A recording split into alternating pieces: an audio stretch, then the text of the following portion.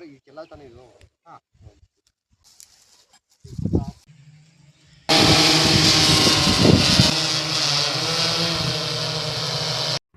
Hello ನಮಸ್ತೆ, welcome back to Pavitra YouTube channel.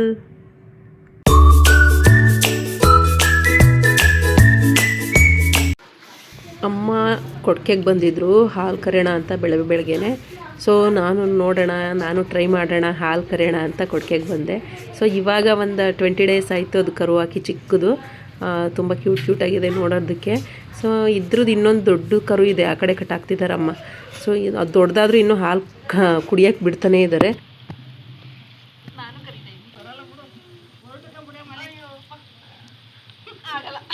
ಫಾಸ್ಟಾಗಿ ಕರಿತೈತೆ ಅಜ್ಜಿ. ಮಾಮ ಫುಲ್ ಫಸ್ಟಾಗಿ ಕರೀತಾರೆ, ಅಜ್ಜಿಗಿಂತ ಫಸ್ಟ್. ಯಾರು ಫಸ್ಟ್ ಕರಿಯೋದು, ಮಾಮನ ಅಜ್ಜಿನ? ಮಾಮ. ಹೌದಾ? ಏನಮ್ಮ? ಹುಡುಗ ನಮ್ಮ ಮುಖ್ಯ ಕರಿಯಕ್ಕೆ ಹಾಕಲೇ. ಮಳೆ ಕಂಡ್ರೆ ತಲೆ ನೆನೆಯುತ್ತೆ. ಮಳೆ ಬಂತು, ಮಳೆ. ಇದು ಕರು ಇದ್ರದ್ದು ಅದು ಅಲ್ಲಿ ಓಡ್ಸಾಡ್ತಲ್ಲ. ಪ್ರತಿದಿನವೂ ಊರುಗಳಲ್ಲಿ ಇದೇ ಥರ ರೊಟೀನ್ ಇದ್ದೇ ಇರುತ್ತೆ. ಬೆಳಗ್ಗೆ ಎದ್ದು ಬಾಗಿಲಿಗೆ ನೀರು ಹಾಕಿ, ಕೊಟ್ಟಿಗೆ ಕಸ ಗುಡಿಸ್ಬಿಟ್ಟು, ಹಸು ಹಾಲು ಕರೆದು ಡೈರಿಗೆ ಹಾಕ್ಬಂದು, ಆಮೇಲೆ ಉಳ್ದಿದ್ದ ಕೆಲಸ ಕಾಫಿ ಮಾಡ್ಕೊಳ್ಳೋದು, ತಿಂಡಿ ಮಾಡ್ಕೊಳ್ಳೋದು ಮಾಡ್ತಾರೆ. ಸೊ ಹಳ್ಳಿನೇ ಎಷ್ಟು ಚೆಂದ ಅಲ್ವಾ, ಎಷ್ಟು ಚೆನ್ನಾಗಿರುತ್ತೆ ಹಳ್ಳಿ. ಸೊ ನಮ್ಮನೇಲಿ ಹಸುಗಳು ಇರೋದ್ರಿಂದ ಇದನ್ನೇ ಎತ್ತಿಲ್ಲ ನಮ್ಮನೇಲಿ, ಇದರಲ್ಲೇ ಹೊಲ ಎಲ್ಲ ಹೂಳ್ತಾರೆ.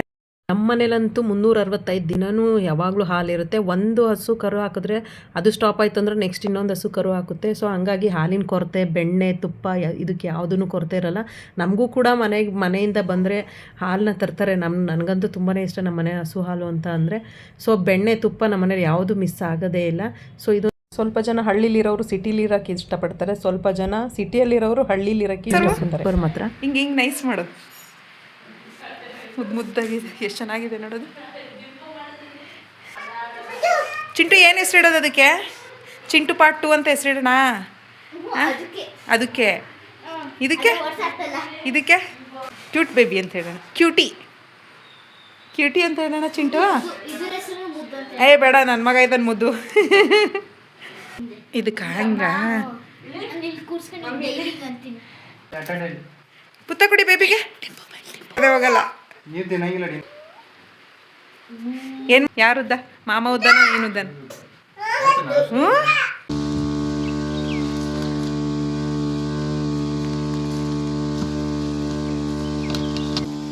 ಅಲ್ಲಿ ಎಷ್ಟುದ್ದ ಪೈಪ್ ಇದೆ.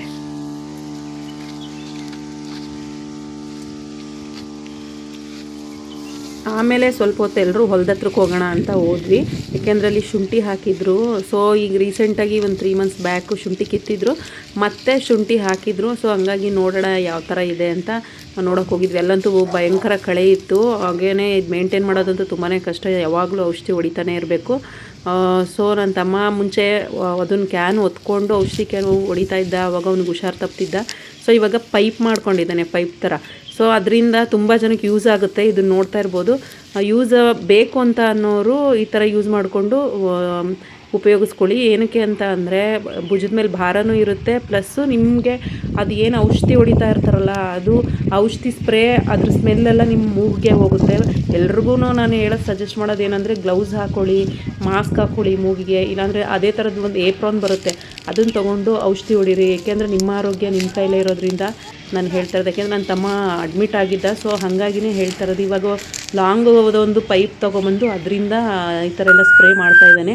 ಇದು ಈಸಿ ಅನಿಸುತ್ತೆ, ಎಷ್ಟು ದೂರನಾದರೂ ಎಳ್ಕೊಂಡು ಹೋಗ್ಬೋದು ಪೈಪ್ನ. ತುಂಬ ಲೆಂತಿಯಾಗಿದೆ ಪೈಪು, ಎಲ್ಲಿ ಬೇಕಾದರೂ ಸ್ಪ್ರೇ ಮಾಡ್ಬೋದು ಆರಾಮಾಗಿ. ಸೊ ಇದು ಬೆಸ್ಟ್ ಅಂತಲೇ ಹೇಳ್ತೀನಿ. ಅದಾದಮೇಲೆ ಸೋರೆ ಗಿಡ ಹಾಕಿದ್ರು, ಅಲ್ಲೆಲ್ಲ ಅದನ್ನೇ ಕಳೆ ಎಲ್ಲ ತೆಗಿತಾಯಿದ್ರು, ಅದನ್ನು ಕೂಡ ನೋಡ್ತಾ ಇದ್ವಿ. ಹಾಗೆಯೇ ನಮ್ಮ ತೋಟದಲ್ಲಿ ತುಂಬ ಚೆನ್ನಾಗಿ ಎಳ್ಳೀರು ಕೈಗೆ ಹಿಡ್ಕೋ ಅಂತಾರ ಇದ್ವು. ಸೊ ನನ್ನ ಮಗ ಎಲ್ಲ ವೀಡಿಯೋ ನೀಟಾಗಿ ಹಿಡ್ಕೊಂಡು ವೀಡಿಯೋ ಮಾಡ್ತಾಯಿದ್ದ. ನೋಡ್ತಾ ಇರ್ಬೋದು ಎಷ್ಟು ಚೆನ್ನಾಗಿದೆ ತೋಟ ಅಂತ. ಇವಾಗ ರೀಸೆಂಟಾಗಿ ಹಾಕಿದ್ದಿದೆಲ್ಲ ತೆಂಗಿನ ಗಿಡಗಳು. ಸೊ ಕೈಗೆ ಎಟುಕ್ತಾ ಇದ್ವು. ಸೊ ತುಂಬ ಕಷ್ಟಪಟ್ಟು ಕೆಲಸ ಮಾಡ್ತಾನೆ, ಹೊರಗಡೆನೂ ಕೆಲಸ ಮಾಡಿಕೊಂಡು ಇದು ಕೆಲಸ ಮಾಡಿಕೊಂಡು ಮಾಡ್ತಿದ್ದಾನೆ. ಸೊ ಅಷ್ಟೇ ಚೆನ್ನಾಗಿ ನಮ್ಗೆ ಬೆಳೆ ಬಂದರೆ ರೈತರು ಕಷ್ಟಪಟ್ಟಿದ್ದಕ್ಕೂ ಸಾರ್ಥಕ ಆಗುತ್ತೆ. ಸೊ ಮಳೆ ಬಿಸಿಲು ಗಾಳಿ ಅನ್ನೋದ್ರೇ ತುಂಬ ಕಷ್ಟಪಟ್ಟು ಕೆಲಸ ಮಾಡ್ತಾರೆ ರೈತರು. ಎಷ್ಟು ಬಿಸಿಲು ನೋಡಿದ್ರೇ ಭಯ ಆಗುತ್ತೆ. ಈ ಬೇಸಿಗೆಯಲ್ಲಂತೂ ಹೊರಗಡೆ ಕಾಲಿಡೋಕ್ಕೇ ಭಯ ಆಗುತ್ತೆ. ಅಂಥದ್ರಲ್ಲಿ ಬೆನ್ನು ನೋಯಿಸ್ಕೊಂಡು ಮೈ ಕೈಯೆಲ್ಲ ನೋವಿಸ್ಕೊಂಡು ಇಷ್ಟು ಕೆಲಸ ಮಾಡಿ ಅದರಲ್ಲಿ ಪ್ರಾಫಿಟ್ ಇದ್ದರೆ ಮಾತ್ರ ರೈತರಿಗೆ ಒಂದು ಅನುಕೂಲ. ಇಲ್ಲ ಅಂತಂದ್ರೆ ಲಾಸ್ ಆಯಿತು ಅಂದರೆ ಎಷ್ಟು ಕಷ್ಟಪಟ್ಟಿರ್ತಾರೆ ಅಷ್ಟೂ ಸಫರ್ ಪಡ್ತಾರೆ. ಮತ್ತು ಮುಂದಿನ ಬೆಳೆಗೆ ಅವರು ಏನು ಬೆಳೆ ಬೆಳೆದಿರ್ತಾರೆ ಇಲ್ಲಿ ಆ ಬೆಳೆ ದುಡ್ಡನ್ನು ನೆಕ್ಸ್ಟ್ ಬೆಳೆಗೆ ಹಾಕೋತಾರೆ. ಆವಾಗ ಅವ್ರಿಗೆ ಸಾಲ ಮಾಡೋದಾಗಿರಲಿ ಏನೂ ಆಗಲ್ಲ. ಗೊಬ್ಬರಕ್ಕೇ ಇಲ್ಲಿ ಎಷ್ಟು ಹಾಕಬೇಕು ಅಂತ ಅಂದರೆ ಬರೀ ಬೆಳೆದಿರೋದೆಲ್ಲ ಗೊಬ್ಬರಕ್ಕೆ ಹಾಕೋದಾಗುತ್ತೆ. ಸೊ ಅದರಲ್ಲಿ ಸ್ವಲ್ಪ ಮಿಕ್ತು ಅಮೌಂಟು ಅಂತ ಅಂದರೆ ನೆಕ್ಸ್ಟ್ ಬೆಳೆಗೆ ಇನ್ನೊಂದು ಏನಾದರೂ ಪ್ರಿಪೇರ್ ಮಾಡ್ಕೋತಾರೆ. ಸೊ ಹಾಗಾಗಿನೇ ಹೇಳಿದ್ದು ತುಂಬ ಚೆನ್ನಾಗಿರುತ್ತೆ ಹಳ್ಳಿ ಲೈಫು. ಅಂದರೆ ನಾವು ಸ್ವಲ್ಪ ಎಫರ್ಟ್ ಹಾಕಿದರೆ ಭೂಮಿ ತಾಯಿ ಯಾವತ್ತೂ ಕೈ ಬಿಡಲ್ಲ. ನಾವು ಎಫರ್ಟ್ ಹಾಕ್ಬೇಕಷ್ಟೇ. ಎಫರ್ಟ್ ಹಾಕ್ತು ಅಂದರೆ ನಿಜವಾಗ್ಲೂ 100% ಭೂಮಿ ತಾಯಿ ಕೈ ಹಿಡಿತಾಳೆ. ಸೊ ನಮ್ಮ ತೋಟದಲ್ಲಿ ನೋಡ್ತಾ ಇರ್ಬೋದು ತೆಂಗಿನಕಾಯಿಗಳಾಗಲಿ ಎಳ್ಳೀರಾಗಲಿ ಎಷ್ಟಿದೆ ಅಂತ. ಹಾಗೆಯೇ ಸ್ಪ್ರೇ ಅಂದರೆ ಜೋಳಕ್ಕೆಲ್ಲ ಸ್ಪ್ರೇ ಮಾಡೋಕ್ಕಾಗಲ್ಲ ಅಲ್ವಾ, ಒಳಗಡೆ ಎಲ್ಲ ನುಗ್ಗಿ. ಸೊ ಹಾಗಾಗಿ ನನ್ನ ತಮ್ಮ ಕರೆಸಿದ್ದ KR ಪೇಟೆಯಿಂದ. ಸೊ ಅವರು ಡ್ರೋನ್ಗೆ ಸ್ವಲ್ಪ ಔಷಧಿ ಮತ್ತು ನೀರನ್ನ ಹಾಕ್ಕೊಂಡು ಎಲ್ಲ ಕಡೆ ನೀಟಾಗಿ ಸ್ಪ್ರೇ ಮಾಡ್ತಾರೆ. ಸೊ ತುಂಬಾ ಚೆನ್ನಾಗಿದೆ. ಸೊ ಯಾರಿಗಾದ್ರೂ ಕಾಂಟ್ಯಾಕ್ಟ್ ಬೇಕು ಇದು ಅಂತ ಅಂದರೆ ನನಗೆ ಕಮೆಂಟ್ ಬಾಕ್ಸಲ್ಲಿ ತಿಳಿಸಿ. ಇವ್ರ ಕಾಂಟ್ಯಾಕ್ಟ್ ಬೇಕು ಅಂತ ಅಂದರೆ ಎಲ್ಲಿ ಬೇಕಾದ್ರೂ ಹೋಗಿ ಸ್ಪ್ರೇ ಮಾಡ್ತಾರೆ ಡ್ರೋನಲ್ಲಿ. ಏನಂದರೆ ತುಂಬಾ ಚೆನ್ನಾಗಿದೆ, ಈಸಿ ಆಗಿರುತ್ತೆ. ಸ್ವಲ್ಪ ಪ್ರತಿಯೊಬ್ಬರು ಒಳಗಡೆ ಜೋಳದೊಳಗಡೆ ನುಗ್ಗಿ ಔಷಧಿ ಎಲ್ಲ ಹೊಡಿಯೋಕ್ಕಾಗಲ್ಲ ಅಲ್ವಾ. ಸೊ ಅಂಥವ್ರಿಗೆ ತುಂಬಾ ಹೆಲ್ಪ್ ಆಗುತ್ತೆ ಅದು. ಏಕೆಂದರೆ ಅದು ಜೋಳದ ಗರಿಗಳೆಲ್ಲ ಮುಖಕ್ಕೆ ಕೈಗಳಿಗೆಲ್ಲ ಏನೋ ತರ್ಚ್ಬಿಡುತ್ತಲ್ವ. ಸೊ ಹಾಗಾಗಿ ಅದಕ್ಕಿಂತ ಬೆಟರು ಇದು. ಸ್ವಲ್ಪ ದುಡ್ಡು ಖರ್ಚಾಗುತ್ತೆ, ಏನಿಲ್ಲ. 1000 ಒಳಗಡೆ ಇಷ್ಟು ಅವರ್ಗೆ ಇಷ್ಟು ಅಂತ ಇರುತ್ತೆ ಇದಕ್ಕೆ ಅಮೌಂಟು. ಸೊ ಅದ್ರ ಚೆನ್ನಾಗಿ ಸ್ಪ್ರೇ ಆಗುತ್ತೆ. ನೋಡ್ತಾ ಇರ್ಬೋದು ನೀವು. ಅವರು ಎಷ್ಟು ಬೇಕು ಕ್ವಾಂಟಿಟಿ ಅಷ್ಟು ಹಾಕ್ಕೊಂಡು ಔಷಧಿನ ಅದ್ರ ಜೊತೆಗೇ ಏನು ನೀರನ್ನು ಕೂಡ ಹಾಕಿಬಿಟ್ಟು ಇವಾಗ ಸ್ಟಾರ್ಟ್ ಮಾಡ್ತಾರೆ. ನೀಟಾಗಿ ಸ್ಪ್ರೇ ಆಗುತ್ತೆ ಎಲ್ಲ ಕಡೆ. ಎಷ್ಟು ಚೆನ್ನಾಗಿ ಸ್ಪ್ರೇ ಆಗುತ್ತೆ ಅಂತ ನೀವೇ ನೋಡ್ತಾ ಇರ್ಬೋದು. ಒಂದು ಕಡೆನೂ ಬಿಡಲ್ಲ, ಅಷ್ಟು ನೀಟಾಗಿ. ಮತ್ತು ಆಪ್ರೇಟ್ ಮಾಡೋರು ಇರ್ತಾರೆ ಇದು ಡ್ರೋನ್ನ. ಅವ್ರು ನಿಂತ್ಕೊಂಡು ಎಲ್ಲೆಲ್ಲಿ ಹೋಗ್ತಿದೆ ಅಂದರೆ ಗಾಡಿ ಮೇಲೆ ನಿಂತ್ಕೊಂಡು ನೋಡಿಕೊಂಡು ಆಪ್ರೇಟ್ನ ಮಾಡ್ತಾರೆ. ಸೊ ನೋಡ್ತಾ ಇರ್ಬೋದು, ತುಂಬಾ ಈಸಿ. ಇವಾಗಂತೂ ರೈತರಿಗೆ ಮುಂಚೆ ತುಂಬಾ ಕಷ್ಟಪಡ್ತಿದ್ರು, ಇವಾಗಂತೂ ಈಸಿ ಆಗ್ತಿದೆ ಎಲ್ಲ.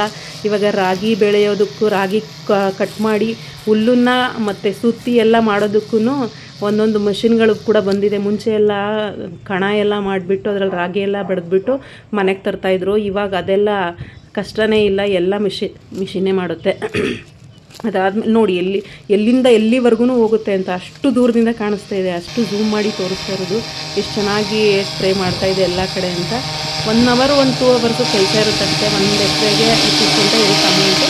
ಸೊ ಯಾರಿಗಾದರೂ ಈ ಕಾಂಟ್ಯಾಕ್ಟ್ ಬೇಕು, ಅವ್ರ ಕಾಂಟ್ಯಾಕ್ಟ್ ನಂಬರ್ ಅಂದರೆ ನನ್ನ ಕಮೆಂಟ್ ಬಾಕ್ಸಲ್ಲಿ ತಿಳಿಸಿ, ನಾನು ನಿಮಗೆ ಕಾಂಟ್ಯಾಕ್ಟ್ ನಂಬರ್ನ ಕೊಡ್ತೀನಿ.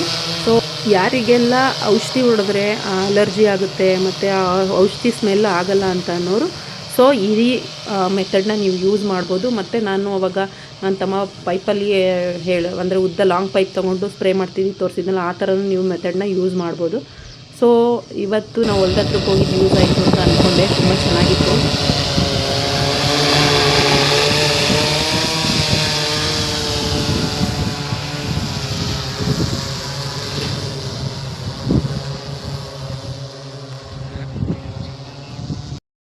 ಆಮೇಲೆ ಎಲ್ಲ ಹೊಲ್ದ ಹತ್ರ ಹೋಗಿದ್ದವರೆಲ್ಲ ಮತ್ತೆ ಮನೆಗೆ ಬಂದ್ವಿ. ಸೊ ಒಲೆ ರೊಟ್ಟಿ ತಿನ್ನಂಗಾಗಿತ್ತು. ನಮ್ಮ ಪೂಜಾ ಅಕ್ಕ ನಾನು ಒಲೆ ರೊಟ್ಟಿ ಮಾಡ್ತೀನಿ ಒಲೆಯಲ್ಲಿ ಅಂತ ಅಂದ್ಲು. ಸೊ ಎಲ್ಲರಿಗೂ ಖುಷಿನೇ ಅಲ್ವಾ, ಎಷ್ಟು ಟೇಸ್ಟ್ ಇರುತ್ತೆ ಒಲೆ ರೊಟ್ಟಿ. ನನಗಂತೂ ತುಂಬಾ ಇಷ್ಟ. ಅಯ್ಯೋ ಇವರಿಬ್ರು ಬಂದಾಗೆ ಕೈ. ಇವತ್ತು ಮಾರ್ನಿಂಗು ರೊಟ್ಟಿ ಒಲೆಯಲ್ಲಿ ರೊಟ್ಟಿ ಮಾಡಬೇಕು ಅಂತ ಸ್ಟಾರ್ಟ್ ಮಾಡಿದ್ವಿ. ಒಲೆ ರೊಟ್ಟಿ ಇವತ್ತು ಅಕ್ಕಿ ಹಿಟ್ಟು ಖಾಲಿಯಾಗಿತ್ತು ಅಂದ್ಬಿಟ್ಟು ನಮ್ಮ ಪುಟ್ಟು ಹೋಗಿ ಮಾಡಿಸ್ಕೊಂಬಂದ. ಇವಾಗ ಒಲೆಯಲ್ಲಿ ರೊಟ್ಟಿ ಮಾಡಬೇಕು ಅಂತ ಮಾಡ್ತಿದ್ದೆ. ನೋಡೋಣ ಬನ್ನಿ ಒಲೆ ರೊಟ್ಟಿ ಎಷ್ಟು ಟೇಸ್ಟೇ ಆಗಿರುತ್ತೆ, ಎಷ್ಟು ಚೆನ್ನಾಗಿರುತ್ತೆ ಅಂತ ನೋಡೋಣ. Hi, good morning. Good morning. ಏನು ಮಾಡ್ತಾ ಇದ್ದೀರಮ್ಮ? ಕಾಫಿ ರೆಡಿ ಆಯಿತು. ಅಜ್ಜಿ ಕಾಫಿ ರೆಡಿ. ಅಮ್ಮ ಫುಲ್ ಆಯಿತು. ಹೆಂಗೆ ಕುಡಿತೀರಾ ಇದನ್ನ? ಚೆಲ್ಲುತ್ತೆ ಕುಡಿತೀಯ ಸ್ವಲ್ಪ. ಹಾಯ್ ಎಲ್ರು. Hi, hello. ನಂಗೆ ಬೇಡ, ಈಗ ಗಂಜಿ ಕುಡ್ದೆ. ಹಾಯ್ ಮಾಡಿ. Good morning. ಇವತ್ತೆಲ್ಲರೂ ಲೇಟಾಗಿ ಎದ್ದಿದ್ದಾರೆ. ಇನ್ನೇನು ರಜಾ ಅಲ್ವಾ, ಸಂಡೇ ಭಾನುವಾರದ ರಜಾ. ಇವತ್ತೆಲ್ಲರೂ ಆರಾಮಾಗಿ ನಿಧಾನಕ್ಕೆ ಎದ್ದಿದ್ದಾರೆ. ಇವಾಗ ಚೆನ್ನಾಗಿ ಮಾಡ್ತಿದ್ದಾಳೆ. ಟ್ಯೂಬಾ ಇಲ್ಲಿ ರೊಟ್ಟಿ ಮಾಡ್ತಿದ್ದಾರೆ ನೋಡಿ. ಇಲ್ಲಿ ಸ್ವಲ್ಪ ಕತ್ಲೆ ಕಾಣಿಸ್ತಿದೆ. ಇದೇ ಒಲೆ, ರಂಗೋಲಿ ಎಲ್ಲ ಹಾಕಿ ನೀಟಾಗಿ ಇಟ್ಕೊಂಡಿದ್ದಾರೆ. ರೊಟ್ಟಿನ ಗ್ಯಾಸ್ ಸ್ಟವ್ಗಿಂತ ಒಲೆ ಮೇಲೆ ಹಾಕಿದ್ರೇ ಟೇಸ್ಟ್ ಚೆನ್ನಾಗಿರುತ್ತೆ. ಇಲ್ಲ ಇಲ್ಲಿ ಆ ಕಡೆ ಇಡಿ ನೋಡಿ. ಏನು ಮಾಡ್ತೀನಿ ಗೊತ್ತಾ, ಮುದ್ದೆ ಮಾಡ್ಕೊಂಡು ಮಾಡೋದು. ಅದೇ ನಾವು ಸಿಕ್ಕಿರ್ಕತ್ತೀವಲ್ಲ ಹಿಟ್ಟು ಮಾಡಿಬಿಟ್ಟು ಆಮೇಲೆ ಇದೆಯಲ್ಲ ಪ್ರೆಸ್ಸು. ಇವಾಗಂತೂ ಗ್ಯಾಸ್ ಅಭಾವ ಇರೋದ್ರಿಂದ ಹಳ್ಳಿಯವ್ರಿಗೆ ಇದು ಒಂದು ಬೆಟರ್ ಅಂತಲೇ ಹೇಳ್ಬೋದು. ಒಲೆಯಲ್ಲಿ ಅಡುಗೆ ಮಾಡೋದಾಗಿರಲಿ, ರೊಟ್ಟಿ ಹಾಕೋದಾಗಿರಲಿ. ಸೊ ಇದು ಬೆಟರ್ ಅಂತ ನಾನು ಹೇಳ್ತೀನಿ. ಏನಕ್ಕೆ ಅಂತಂದರೆ ಸೌದೆಗಳೆಲ್ಲ ಸಿಗ್ತವೆ ಹಳ್ಳೀಲಿ. ಆದರೆ ಸಿಟಿ ಕಡೆ ಈ ಥರ ಎಲ್ಲ ಫೆಸಿಲಿಟೀಸ್ ಇರಲ್ಲ. ಅವ್ರಿಗೆ ಗ್ಯಾಸೇ ಅಷ್ಟೇ. ಮುಂಚೆ ಎಲ್ಲ ಹಳ್ಳೀಲಿ ಏನು ಮಾಡ್ತಿದ್ರು, ಒಲೆಯಿಂದನೇ ಅಡುಗೆ ಮಾಡೋದು ಎಲ್ಲ ಮಾಡ್ತಾಯಿದ್ರು. ಅವಾಗ ಯಾರಿಗೂ ಗ್ಯಾಸ್ಟ್ರಿಕ್ ಅನ್ನೋದು ಬರ್ತಾ ಇರಲಿಲ್ಲ. ಇವಾಗೆಲ್ಲ ಗ್ಯಾಸ್ ತಿಂದು ಗ್ಯಾಸಲ್ಲಿ ಮಾಡಿ ಗ್ಯಾಸ್ಟ್ರಿಕ್ನ ಬರೆಸ್ಕೊಂಡು ಹಾಸ್ಪಿಟಲ್ಗೆ ಓಡಾಡ್ತಿದ್ದಾರೆ. ಸೊ ಮಕ್ಕಳು ಕೂಡ ರೊಟ್ಟಿ ಎಲ್ಲ ತಿಂದುಬಿಟ್ಟು ಸ್ವಲ್ಪ ಹೊತ್ತು ಆಟ ಆಡೋಣ ಅಂತ ಆಟ ಆಡ್ತಾಯಿದ್ರು. ನಮ್ಮ ಚಿಂಟು ಮಾತ್ರ ಇವ್ರ ಜೊತೆ ಬರಲಿಲ್ಲ. ಯಾಕೆಂದರೆ ಇವನು ಅವರಿಗೆಲ್ಲ ಹೊಡಿತಾನೆ ಅಂದ್ಬಿಟ್ಟು ಇವನ್ನ ದೂರ ಇಟ್ಟಿದ್ರು. ಪಾಪ ಅದೆಷ್ಟು ಕ್ಯೂಟಾಗಿ ಇಂತ ಕೈ ಕಟ್ಕೊಂಡು ಮುನಿಸ್ಕೊಂಡು ಅವ್ರ ಜೊತೆ ಹೋಗ್ತಾ ಇದ್ದ. ನೋಡ್ತಿದ್ದಾನೆ ಕಿತಾಪತಿ ಇವನು. ಪೂಜಾ ಏನು ಮಾಡ್ತಾ ಇದೆಯಾ? ಕಬಾಬ್, ಹಲಸಿನಕಾಯಿ ಕಬಾಬ್ ಮಾಡ್ತಿದ್ದಾಳೆ. ಅರಿಶಿನ ಪುಡಿ, ಉಪ್ಪು, ಹಲಸಿನಕಾಯಿನ ಹಾಕಿ ಒಂದು ಸ್ಪೂನ್ ಮೈದಾ ಹಿಟ್ಟು, ಇದರಲ್ಲಿ 1 ಸ್ಪೂನ್ ಮೈದಾ ಹಿಟ್ಟು, 1 ಸ್ಪೂನ್ ಕಡಲೆ ಹಿಟ್ಟು, 1/2 ಸ್ಪೂನ್ ಮೆಣಸಿನ ಪುಡಿ, ಮತ್ತೆ ಇದು 1 ಸ್ಪೂನ್ ಗರಂ ಮಸಾಲ. ನಿಮ್ಗೆ ಏನಾದ್ರು ಖಾರ ಜಾಸ್ತಿ ಬೇಕು ಅಂದ್ರೆ 2 ಸ್ಪೂನ್ ಹಾಕೋಬಹುದು. ನಮ್ಮಲ್ಲಿ ಜಾಸ್ತಿ ಖಾರ ತಿಂತೀವಿ, ಅದಕ್ಕೆ 3 ಸ್ಪೂನ್ ಹಾಕಿದೀನಿ. 3 ಸ್ಪೂನ್ ನಾವು ತಿನ್ಬಾರ್ದು ಅಂತ. ನಮ್ಮ ಮುದ್ದು ಅಂತೂ ಮುಟ್ಟೋದೇ ಇಲ್ಲ ಖಾರ ಆದ್ರೆ. ಕಾರ್ನ್ ಫ್ಲವರ್ 3 ಸ್ಪೂನ್ ಹಾಕ್ತೀನಿ. 3 ಸ್ಪೂನ್ ನೋಡಲ್ಲ. ಅತ್ತೆ ಏನ್ ಮಾಡ್ತಿದ್ದೆ ಅತ್ತೆ? ಒಂದು ಕಡಲೆ ಹಿಟ್ಟು 1 ಸ್ಪೂನ್ ಸಾಕು. ಮಸಾಲೆ ಇಷ್ಟನ್ನ ಹಲಸಿನಕಾಯಿ ಕಬಾಬ್ ಮಾಡ್ತಾ ಇರೋದು. ಇದನ್ನ ಲೆಮನ್ ಹಾಕೊಂಡು ಇದಕ್ಕೆ ಲೆಮನ್ ಹಾಕ್ತಾ ಇರೋದು. ಇವಾಗ ಅರ್ಧ ನೀರ್ ಹಾಕಿ ಹೋಗ್ಬಿಡಿ.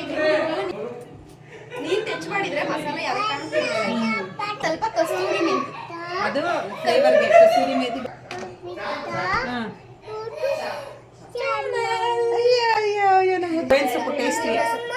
ಚಿಕನ್ ಯಾವುದು, ಹಲಸಿನಕಾಯಿ ಕಬಾಬ್ ಯಾವುದು ಅಂತ ನಿಮಗೆ ವ್ಯತ್ಯಾಸ ಆಗುತ್ತಲ್ಲ, ಅಷ್ಟು ಸಕ್ಕತ್ತಾಗಿರುತ್ತೆ ನೋಡಿ. ಮತ್ತೆ ಏನೋ ಮಾಡ್ತೈತಿರೋ ನಿಮ್ಮೆಲ್ಲ ವಿಡಿಯೋ ನೋಡ್ತಾರ. ಇವಾಗ ಕಬಾಬ್ದು ರೆಡಿ ಆಯ್ತು. ನಾನು ಸಾಲ್ಟು ಅದಕ್ಕೆ ಹಾಕಿದೀನಿ, ಅದಕ್ಕೆ ಇದಕ್ಕೆ ಸಾಲ್ಟ್ ಹಾಕೊಂಡಿಲ್ಲ. ಕಬಾಬ್ ಪೌಡರ್ ರೆಡಿ. ಹೋಮ್ ಮೇಡ್ ಕಬಾಬ್ ಪೌಡರ್ ನೋಡಿ. ಇವಾಗ ನಿಮ್ಗೆ ಯಾವ ಸೈಜ್ ಬೇಕು ಅದು 1 ವಿಷಲ್ ಹೊಡ್ಸ್ಕೊಂಡಿರೋದು. ಸಾಲ್ಟ್ ಮತ್ತೆ ಉಪ್ಪು ಮತ್ತೆ ಅರಿಶಿನ ಪೌಡ್ರು. Salt same ಸಾಲ್ಟೇ. ಅದು ಯಾವ ಸೈಜ್ ಬೇಕಾದ್ರೂ ಹಾಕೋಬೋದು. ಎರಡು ಹಲಸಿನಕಾಯಿ ಕಟ್ ಮಾಡಿರೋದು ಇಷ್ಟೇ ಅಂತ. ನನ್ನ ಫೇವ್ರೇಟ್ ಇದು. ಸ್ವಲ್ಪ ನೀರು ಹಾಕೊಂಡು ಕಲ್ಸ್ಕೊತಾ ಇದ್ದೀನಿ. ತಗೊಳ್ಳಿ, ನೀರು ತಗೊಳ್ಳಿ. ಯಾಕೆ ಏನು ಮತ್ತೆ ಆಗಿದೆ. ಲೈಟ್ ಹಾಕಿ ನೀಟಾಗಿ ಸ್ನಾನ ಮಾಡ್ಕೊಂಡಿದ್ದೀರಾ? ತಳವೈದು ಮಸಾಲೆ ನೀರು ಹಾಕೋದಿಲ್ಲ. ಟೇಸ್ಟ್ ಎಲ್ಲ ಅದೇ ಥರ. ಇವಾಗ ನಾವು ಬೆಳ್ಳುಳ್ಳಿ ಕಬಾಬ್ಗೆ ಏನೇನು ಇಂಗ್ರೀಡಿಯೆಂಟ್ಸ್ ಹಾಕ್ತೀವಿ ಸೇಮ್ ಅದನ್ನೇ ಹಾಕಿರೋದಿವಿ. ಹಾಕ್ತಿದ್ದಾರೆ. ಅದನ್ನು ನೋಡಕ್ಕೆ ಉಪ್ಪು ಸೊಪ್ಪಿನ ಕತ್ಲೆ ಥರ ಕಾಣಿಸ್ತಾ ಇದ್ದಾರೆ.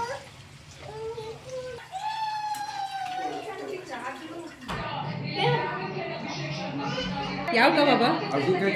ಹಲಸಿನಕಾಯಿ ಕಬಾಬ್. ಇಲ್ಲಿ ನೋಡಿ ಕಿತಾಪತಿಗಳು ನೋಡಿ. ಹಲಸಿನ ಕಬಾಬ್ ಹಿಡ್ಕೊಂಡು ಎಲ್ಲರೂ ಹಾಲು ಹಿಡ್ಕೊಂಡು ಮುಂದ್ಗಡೆ ಕುತ್ಕೊಂಡಿದ್ದಾರೆ. ಸೂಪರ್. ನಿಜವಾಗ್ಲೂ ಸೂಪರ್ ಆಗಿದ್ದಾವೆ. ನಾನೇ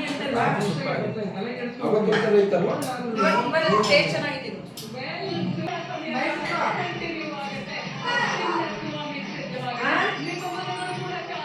ನನಗಂತೂ ಇದು ಹಲಸಿನಕಾಯಿ ಕಬಾಬು ಅಂತ ಅನ್ನಿಸ್ತಾನೆ ಇರಲಿಲ್ಲ. ಏನಂತ ಅಂದರೆ ಏನು ಬೆಳ್ಳುಳ್ಳಿ ಕಬಾಬ್ ತಿಂತಾ ಇದ್ನಲ್ಲ, ಸೊ ಚಿಕನ್ ಕಬಾಬ್ ಅಂತಲೇ ಅನ್ನಿಸ್ತಾ ಇತ್ತು. ಸೂಪರಾಗಿತ್ತು. ಟೇಸ್ಟ್ ಎಲ್ಲ ಸೇಮ್ ಬೆಳ್ಳುಳ್ಳಿ ಕಬಾಬ್ ಥರನೇ ಇತ್ತು. ಪುಟ್ಟಗೇನಾದರೂ ತಿನ್ನಬೇಕು ಅಂತ ಅನಿಸಿದ್ರೆ ಪ್ರತಿಯೊಂದು ಇಂಗ್ರೀಡಿಯೆಂಟ್ಸ್ ಎಲ್ಲ ತಂದು ಕೊಡ್ತಾನೆ. ನಮ್ಮ ಪೂಜೆ ಪಟ ಅಂತ ಮಾಡಿ ಬೇಗ ಕೊಡ್ತಾಳೆ. ನಮ್ಮ ಸಾನ್ವಿಗೂ ತುಂಬ ಇಷ್ಟ ಆಯಿತು, ಸುಪ್ರಾಜ್ಗೆ ಎಲ್ರಿಗೂ ತುಂಬ ಇಷ್ಟ ಆಯಿತು. ನನಗಂತೂ ಸೇಮ್ ಕಬಾಬ್ ತಿಂದಿದ್ದ ಥರನೇ ಫೀಲ್ ಆಗೋಯ್ತು. ಸೊ ನಮ್ಮ ಅಪ್ಪಾಜಿಗಂತೂ ತುಂಬಾ ಇಷ್ಟ. ಈವ್ನಿಂಗ್ ಅಂತೂ ಯಾವಾಗಲೂ ಮಾಡ್ಕೊಡ್ತಾ ಇರ್ತಾಳೆ ಅದು ಇದನ್ನು. ಇವತ್ತಿನ ವ್ಲಾಗ್ ಇದಾಗಿತ್ತು. ನಿಮ್ಮೆಲ್ಲರಿಗೂ ಈ ವಿಡಿಯೋ ಇಷ್ಟ ಆಗಿದ್ರೆ ಲೈಕ್ ಮಾಡಿ, ಶೇರ್ ಮಾಡಿ, ಕಮೆಂಟ್